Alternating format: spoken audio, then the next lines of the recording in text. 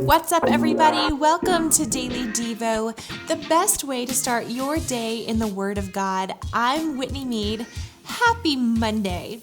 I spent my morning waking up to the best in Christian pop rock radio, radio free on 92.5 FM in Florence, South Carolina, and you can stream it worldwide on radiofree.cc. Not to brag or anything, but my husband founded the station about 15 years ago, and I really think you're going to love it. It is amazing. So enough chit chat. Let's get down to business.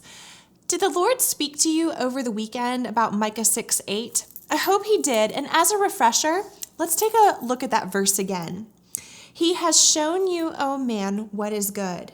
And what does the Lord require of you? To act justly and to love mercy and to walk humbly with your God. Last week, we looked at what it means to act justly. Today, we're going to focus on loving mercy. Webster's dictionary explains mercy as compassion or forgiveness shown towards someone to whom it is within one's power to punish or to harm.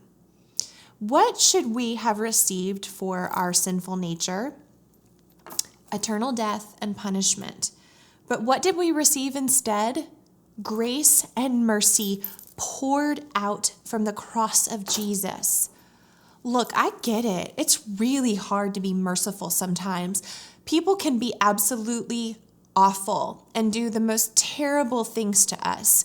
It's totally natural to want to retaliate, to punish them for what they have done to us and what they deserve. But Micah 6:8 reminds us that God requires us to love mercy.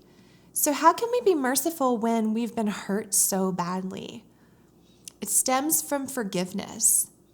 I used to struggle with the topic of forgiveness because I thought that if you were still hurting, even though you'd forgiven someone, you'd somehow forgiven them wrong.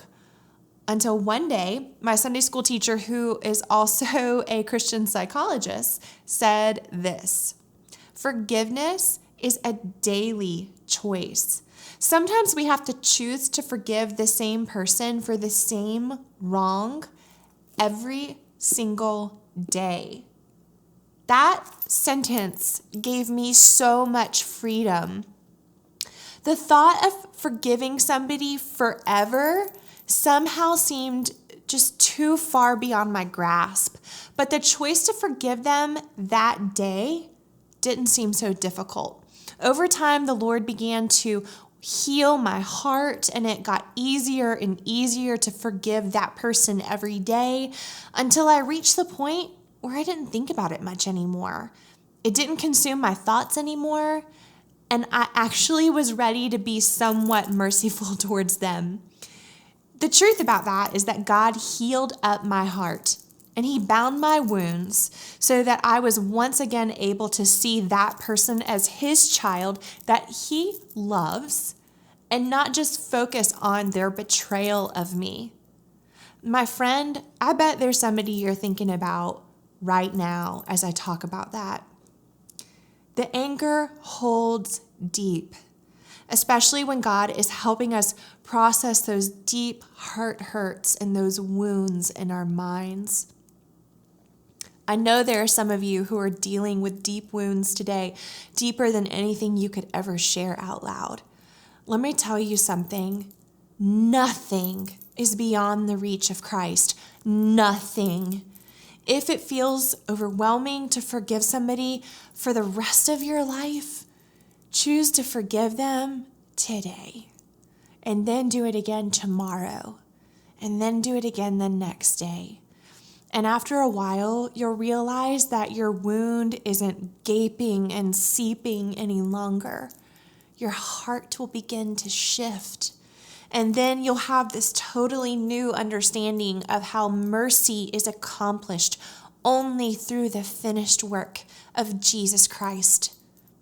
Make sure that you don't miss any future episodes of Daily Devo. Click that subscribe button and the bell icon to it, which will notify you every morning when your new episode of Daily Devo is ready.